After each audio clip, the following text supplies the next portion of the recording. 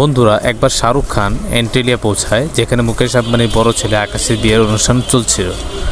কিন্তু শাহরুখ খানের জ্যামের জন্য এখানে যেতে দেরি হয়ে যায় এবং আকাশ আম্বানি তার উপর রাগ করে রেগে যায়। সে তাকে বলে যে তুমি কেন দেরি করে এসেছো।